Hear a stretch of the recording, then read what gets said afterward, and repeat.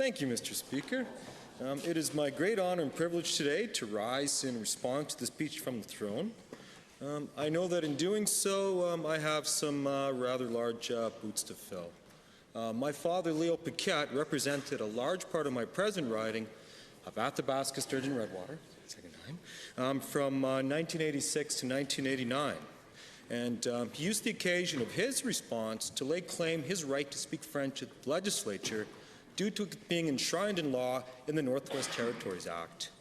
Later, he asked a question in French during question period to prove that point and was ruled out of order by the Speaker of the day. And this is what set off the famous Piquette affair, as many of you today may still remember. His eventual vindication and the government's response to it has now led to not only French being allowed in the legislature, and this is a right that many of my colleagues have availed themselves of, but all languages. And this,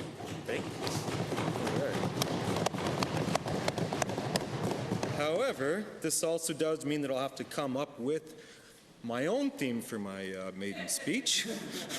Now, by the way, once he had made his point concerning the French language, he actually winged the rest of his speech.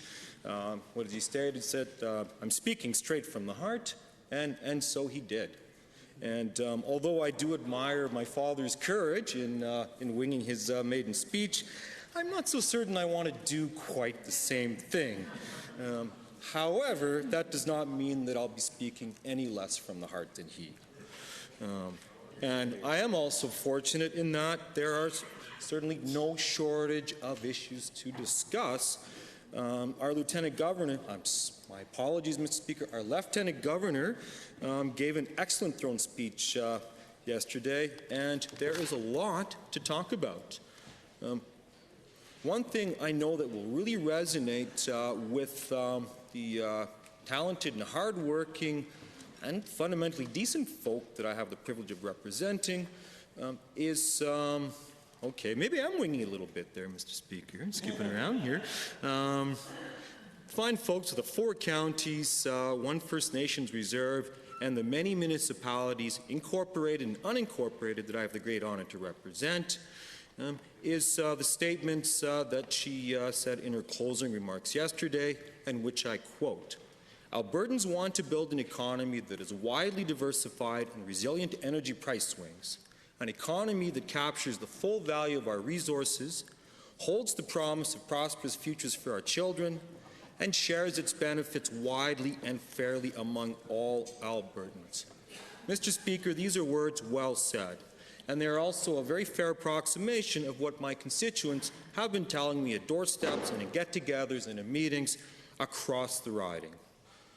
It also speaks directly to the great sense of frustration that I felt myself as a lifelong resident of this province and in my various roles as teacher, business person, and parent.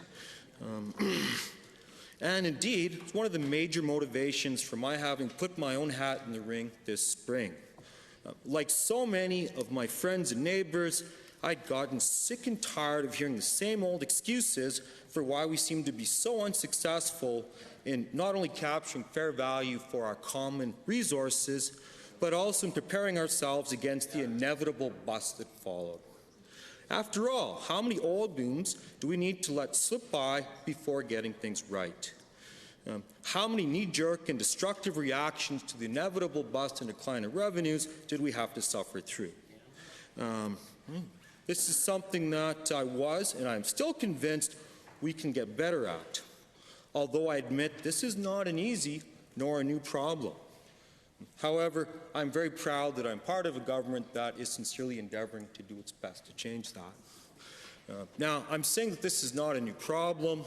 In fact, this has been an issue that has been a problem for Alberta since there was an Alberta. Alberta has always had an over-reliance on a few very cyclical commodity or resource-based industries. Energy is only the most current.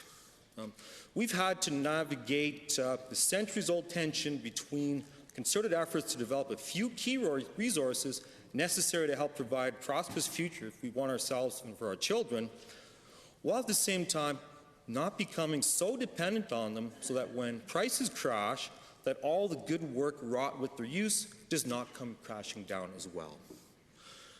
Now, although many today think of energy when they think of Alberta, it was not so many years ago they would have thought of wheat instead. It was the lure of cheap land and high wheat prices that brought the waves of hopeful settlers from across Canada and indeed from around the world into Alberta. These would actually, in fact, include my own great-great-grandparents who made the trek from Quebec and who were the first settlers in Donatville, which is just a short drive away from where I presently live in Boyle, Alberta. These are also the same people that populated the fine communities of Athabasca, Smoky Lake, Warspite, Sedna, Radway, Redwater, Gibbons, Bonnecourt, Thorhild, and many others. Hopefully not too many of my constituents are listening today for this, in case I park up the community, but be sure that I know where they are.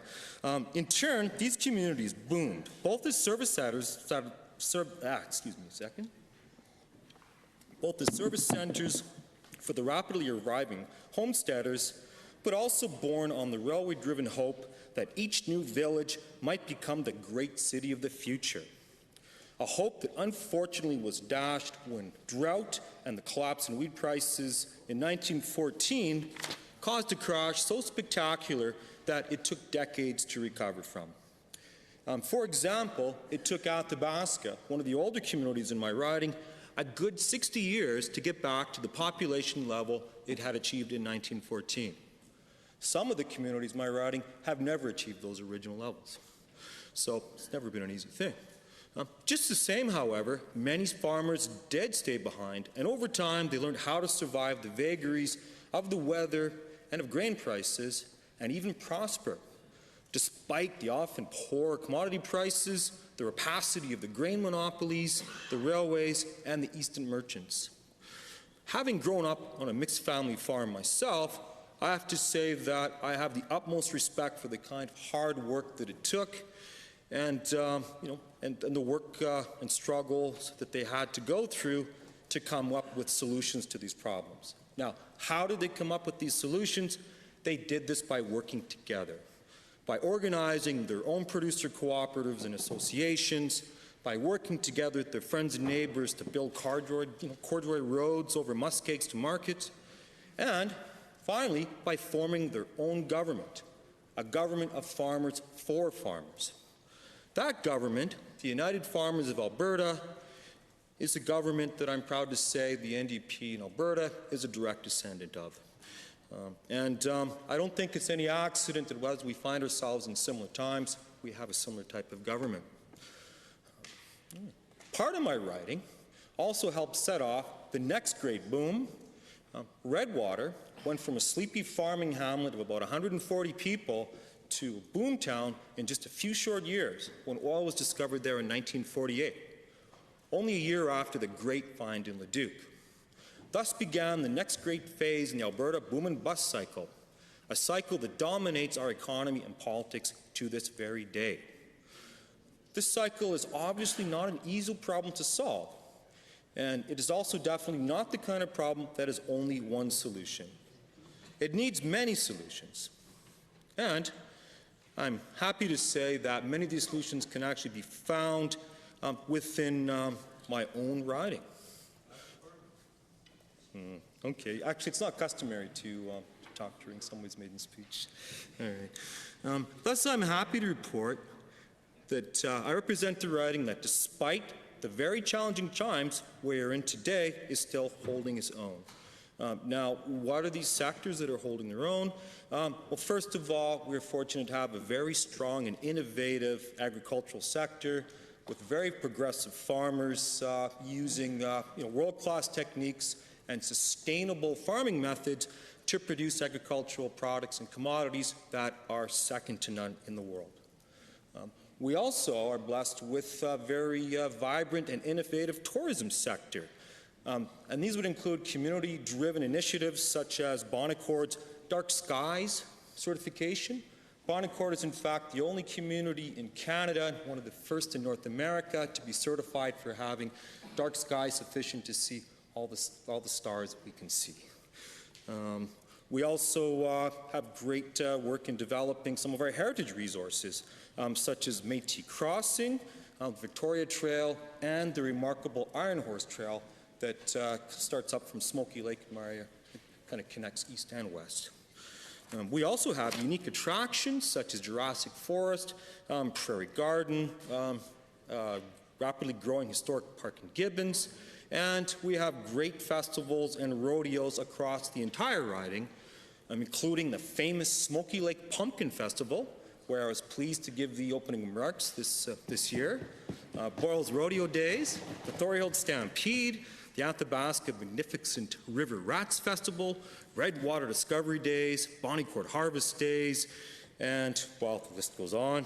But needless to say that during the summer I get the opportunity to see a lot of different events and to eat a lot of excellent pancakes. All right. Now, we also are very fortunate to have a strong forestry product sector.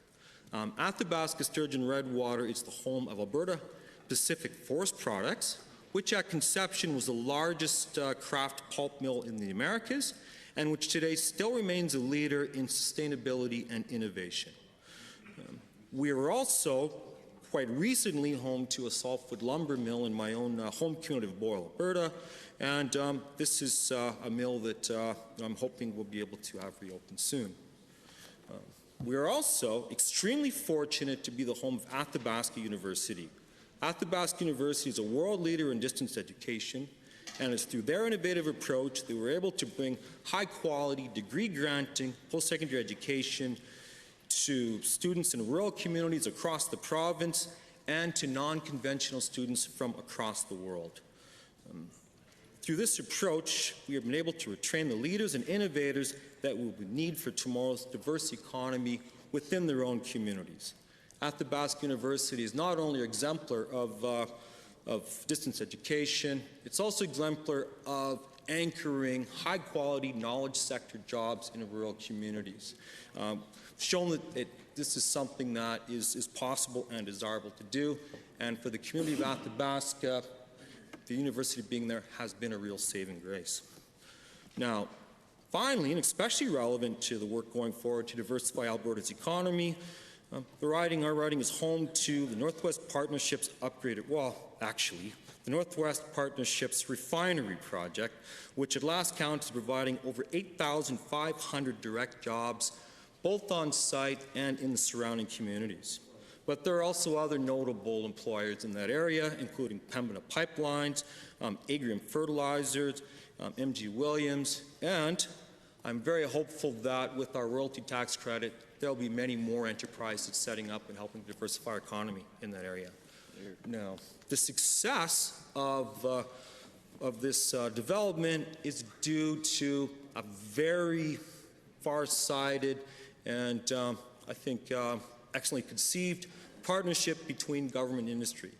The Industrial Heartland Association, which is a unique partnership between municipalities, industry leaders, and provides a single point of contact to facilitate economic development and diversification in the area, as well as the land base. I'm quite confident that our new Economic Development Ministry, which is based on a very similar philosophy, is going to be successful in providing those types of jobs across the province.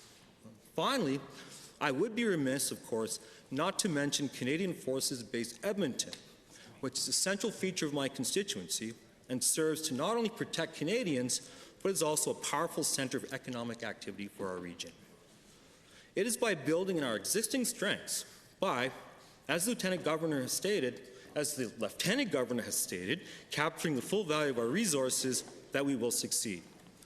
But what resources are we talking about? I think that our greatest resource all along has been the hardworking, resourceful, and compassionate folk that I have the great privilege to represent. If we remember our history and respect the contributions of those who went before us, while at the same time having the courage to make the kinds of changes we will need in order to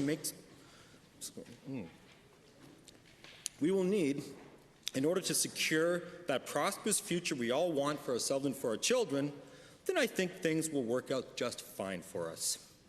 And I pledge to my constituents that I will do my absolute utmost to make this so. Thank you, Mr. Speaker.